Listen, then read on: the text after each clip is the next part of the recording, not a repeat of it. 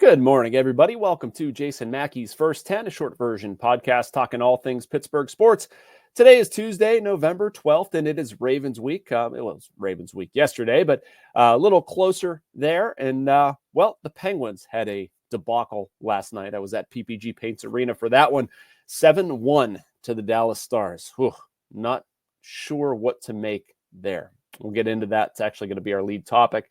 Then we'll get to a little Steelers and sort of how they stack up in the AFC. Tuesday is my 10 Thoughts Day, where we kind of look outside Pittsburgh and want to get to a few conversation topics there involving the rest of the NFL. But first, I want to remind you that this show is brought to you by Edgar Snyder and Associates. If you're injured in an accident, you're probably wondering what's next. For over 40 years, Edgar Snyder and Associates has helped injury victims answer that question.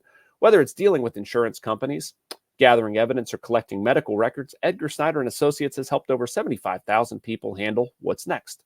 Call 1-800-94-EDGAR or visit edgarsnyder.com for a free consultation. And remember, there's never a fee unless they get money for you. Last night at PPG Paints Arena, an opportunity for the Penguins to continue what they did in the third period against Washington, one of their best periods all season. And you know what it looked like.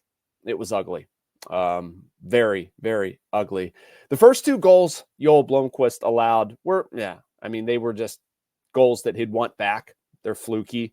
Not necessarily an indication of the process in front of him, although it was not great. Certainly not going to defend what the Penguins did last night. It got much, much, much worse. One of Sidney Crosby's defenses was that, they got behind, opened things up, took some chances. They got burned. Won't disagree. But I think we've looked at the Penguins enough, what they are, what they've been, the consistency, period to period, game to game, all this stuff. And it's not where it should be. It's not. I think 3 teams have fewer points than them in the Eastern Conference, tied for the worst goal differential, tied for the most goals allowed. This is a team that is not responding to its head coach. How many times so far have we heard Mike Sullivan talk about, we're going to get out of this with defense? We need to make smart decisions with the puck. We need to, in so many words, handle ourselves better in our own end. And that can be defending the rush. That can be sorting out the rush. That's decisions with their own puck, with the puck. That can be not letting guys have an unobstructed path to the net. All kinds of things. The Penguins have done a bunch of that stuff poorly. We're 17 games into the season. It's a little over 20%. At this point, it's a trend. I wrote in my column today, it's not a bad week. It's not a bad start. I mean, I guess it's a bad start, but this is enough that there's a problem here. There's something missing. What do they do about it? It baffles me. And I thought I would use this forum to talk a little bit more in depth about Mike Sullivan and the coaching situation and my kind of thoughts on it both ways. I was on the beat, as many of you know, through basically all of Mike Sullivan's tenure here. Well, not all of the beginning of it. Started with the Post-Gazette in August of 2016. Had some time at the Trib before that. I've gotten to know Mike Sullivan quite a bit over the years. I could not possibly have more respect for the guy. He's also the second longest tenured coach in the NHL, behind John Cooper of Tampa Bay. Sullivan does a tremendous job. I don't think he's not coaching the Penguins to play like this. He doesn't go into a meeting room with the whiteboard and a marker and say, look, this is how we're going to biff this defensive coverage. We're going to turn the puck over here. This is the game. No, but he's not getting through to them. And I know I'm preaching to the choir. I know you guys watching and listening to this, see the same stuff that I do. It's impossible to miss at this point. Sooner or later, you have to look at something and say, look, it's just not getting through. And I go back to my first year on the beat when Mike Johnston was here. That was 2014, 2015. It was okay. They snuck into the playoffs. But it got to a point where they were just tuning out Mike Johnston. There was nothing there. They did not want to play for the guy. They weren't rallying around him. He wasn't, setting a culture, setting a tone where you're playing the type of hockey you need to play. We've gotten there with Mike Sullivan, unfortunately.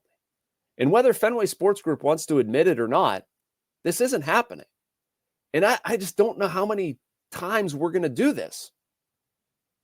Are they just going to go another 17 games and pretend like nobody notices? Like, we think he's one of the best coaches in the league. I mean, that is true. That is fundamentally true. I will agree that he is one of the best coaches in the league. He's not getting through to the team that he has. So I'm not sure what we're doing here. I have some more Penguins thoughts. This actually opened up a valve for me. Maybe we'll just make this episode all Penguins, but I do want to take our 30-second break and deliver a message from the Bradenton Area Convention and Visitors Bureau. My thought on the other side about something else I didn't understand that wasn't necessarily defensive. Get to that in a second.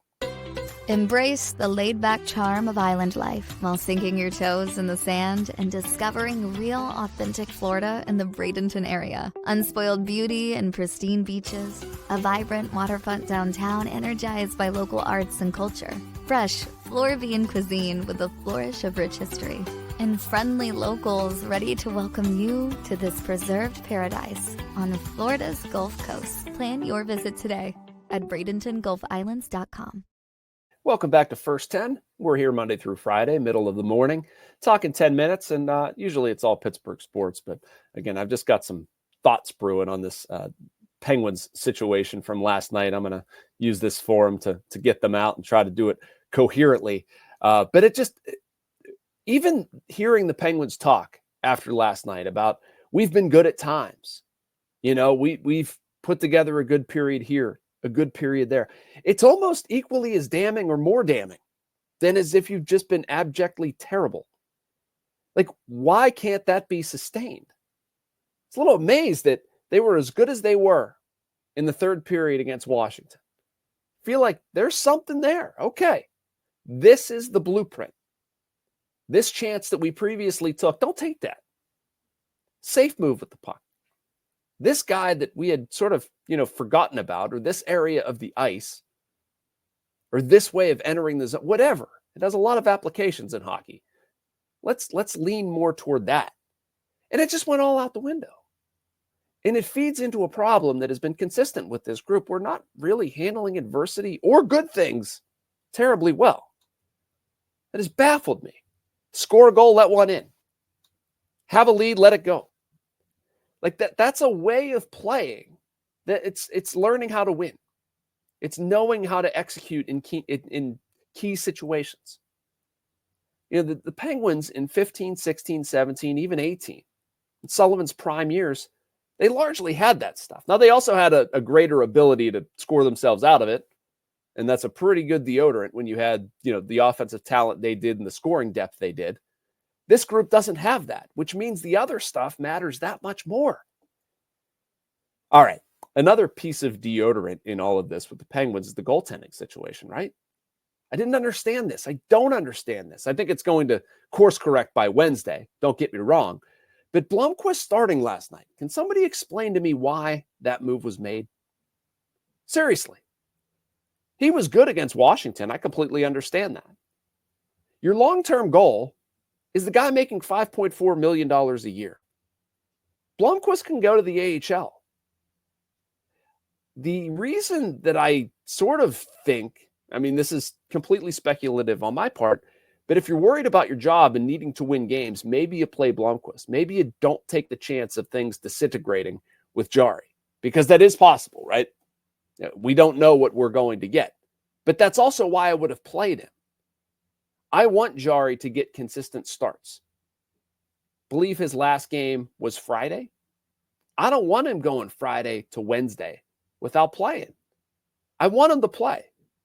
And even if it stinks, even if he's terrible, at least you know.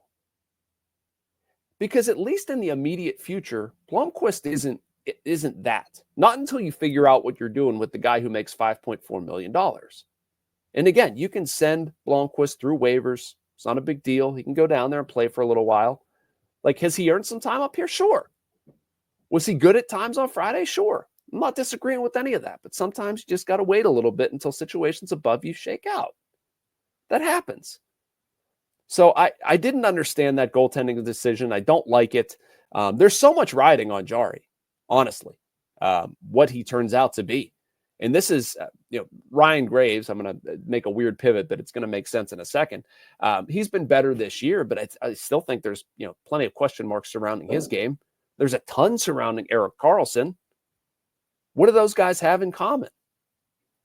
Kyle Dubas acquisitions, right? If Jarry flops, that is not a great look for Kyle Dubas. When you combine it with Karlsson, with Graves for one season, and then we've had, I would say a respectable month. I'm not sure it's worth $4.5 million or whatever his cap hit is. It's in that range, but still, Riley Smith last year was an acquisition, did not fit whatsoever.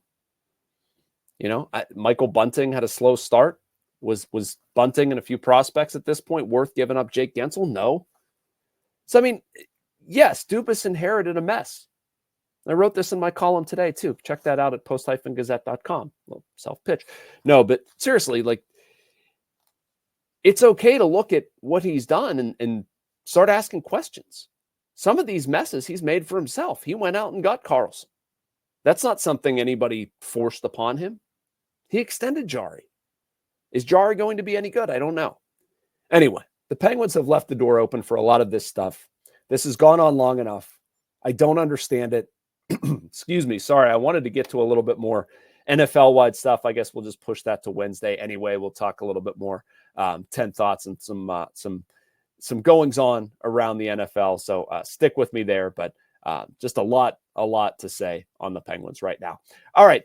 Make sure you like and subscribe. You can get this content and a whole bunch more from the rest of our Post-Gazette team. And for everybody here at First 10, which is, me, thank you for watching. Talk to you tomorrow.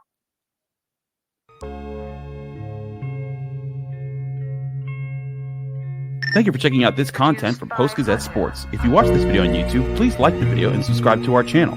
For all of the sports coverage the Post-Gazette has to offer, visit post-gazette.com.